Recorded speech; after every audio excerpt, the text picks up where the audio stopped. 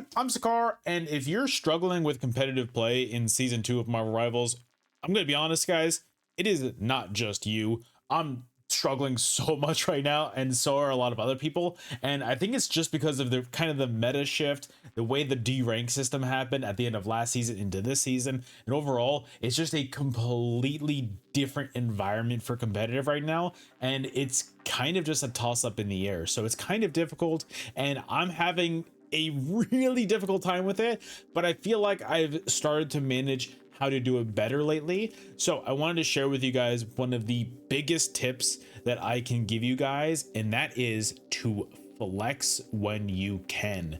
Guys, I have been trying to make one thing work. I am a proud Moon Knight main at heart. I love Moon Knight. I think he's without a doubt my favorite character in the game.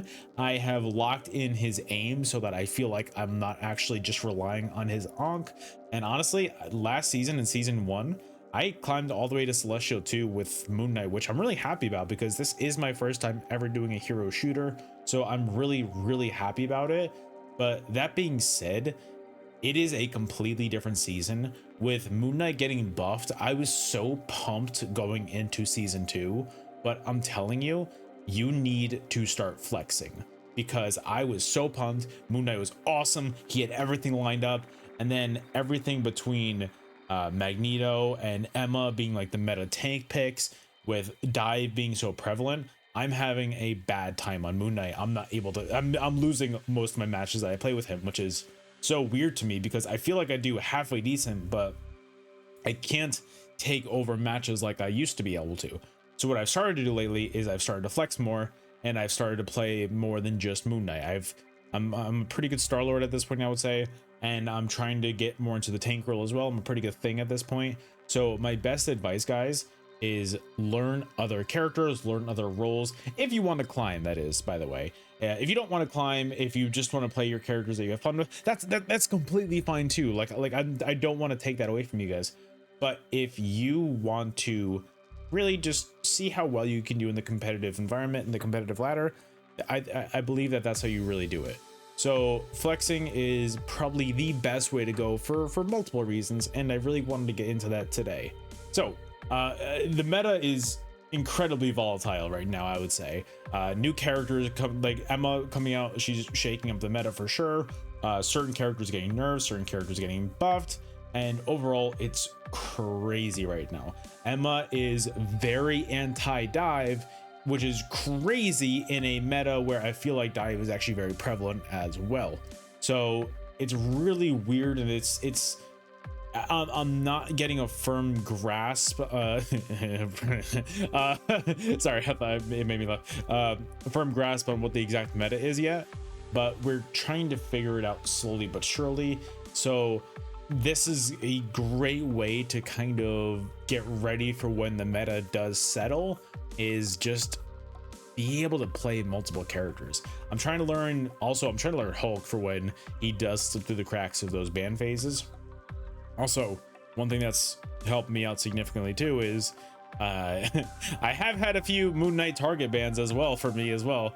So being able to flex and being able to do all that stuff and like being able to play other characters is a huge way to be able to just not be forced into one playstyle. And if I get target banned, well, then that's unfortunate, and then I can't play the game. So that's a great way to just be able to continue to play the game and not have it so that you're throwing for your team, because you don't want to make it unfair for your team. You want to make sure that they win, because if they win, you win, and it's kind of the best way to go. So it's definitely important to do that. But also a good thing as well is if your team comp needs a role, like, hey, if you only have one tank, you need a second one for damage mitigation, or if you have one support and you need a second one, or if there's just too much damage, you need a third support. Being able to flex is a huge way to help your team in total. Being able to do that is a huge way to just absolutely shake the matches up and being able to flip the script on a lot of teams. I was really struggling one of my matches yesterday. I was having a bad time. I was It's not that I was playing pretty badly. You know, I'm not even gonna sugarcoat it. I was playing pretty badly, and I recognize that. And the best way to go about that is don't tilt. Don't be like, oh well, I'm playing badly, it's GG's. Just play something else. Try something else.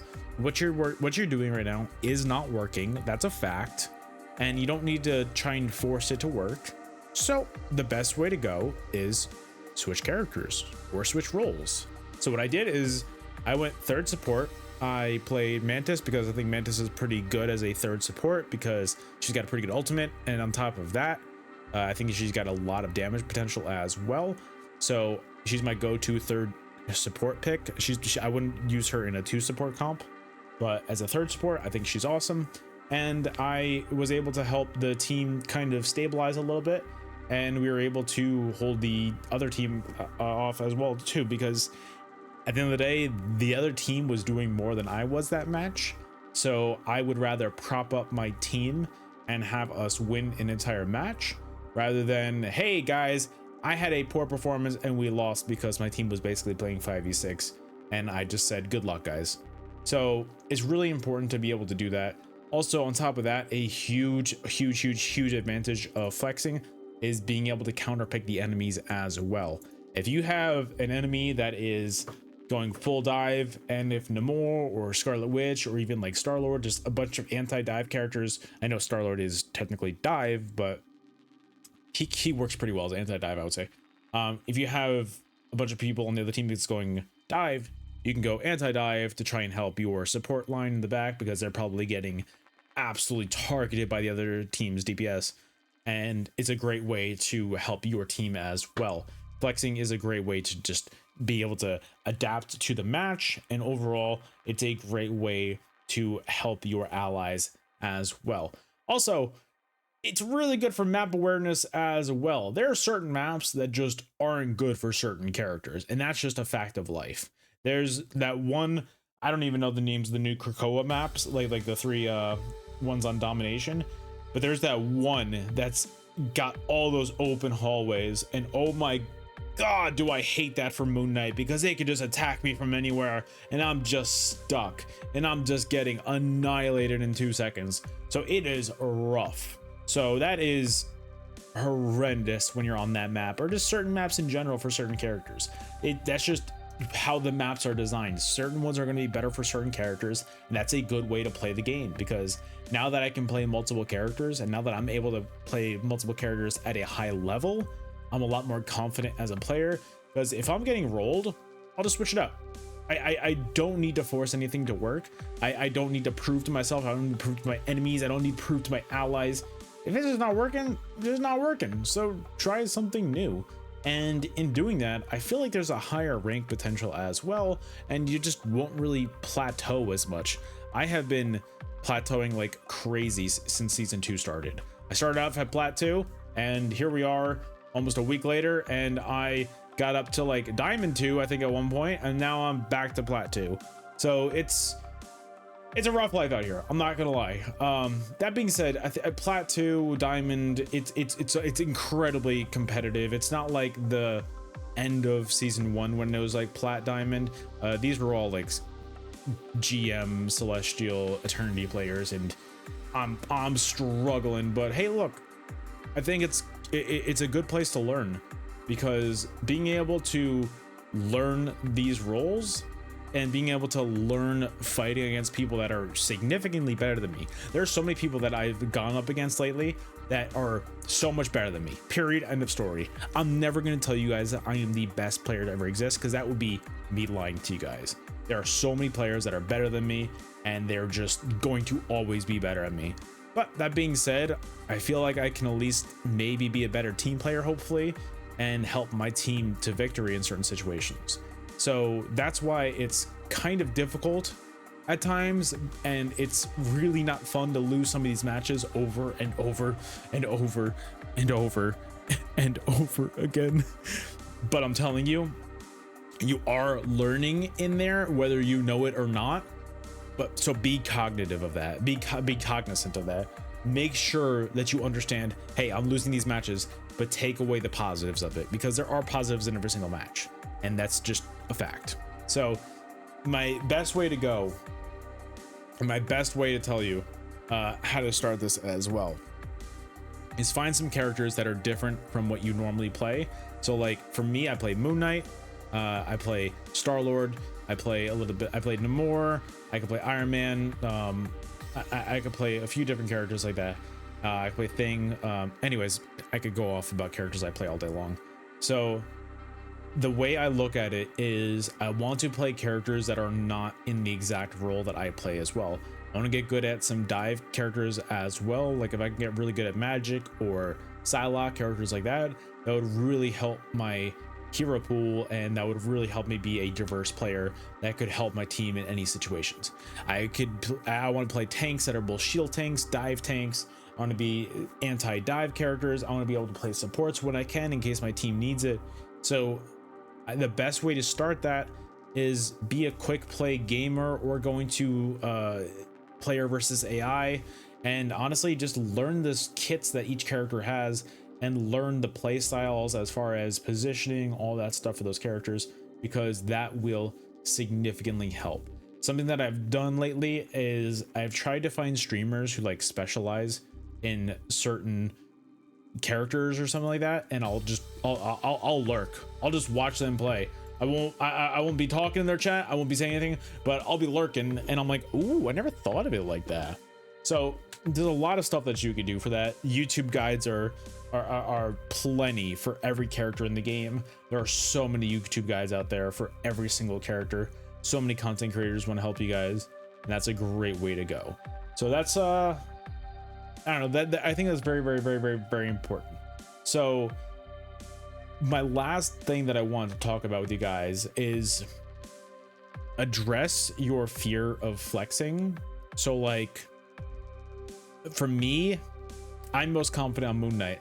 So I'm like, oh no, if I don't play Moon Knight, I'm not going to play to the best of my abilities. That's going to be bad. That's not true. That's absolutely not true.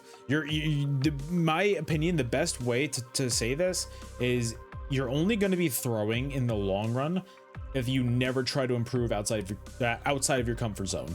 If you improve outside of your comfort zone, you improve as a player, you improve as a person, and overall, that is the biggest mind shift flex that you can get, because then you can play everything and you have a solution for every single situation that is thrown your way.